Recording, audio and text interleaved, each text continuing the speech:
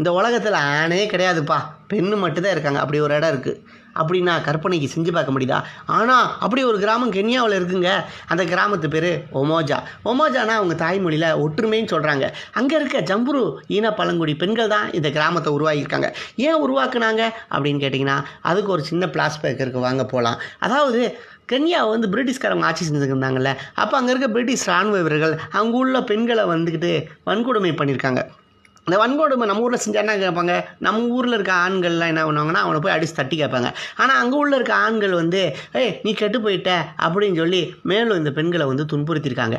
அப்போ குழந்தை திருமணம், பெண் உறப்பு சிதைப்பு, குடும்ப வன்முறை காரணமாக மேலும் மேலும் பெண்கள் அடி வாங்கிட்டே இருந்திருக்காங்க.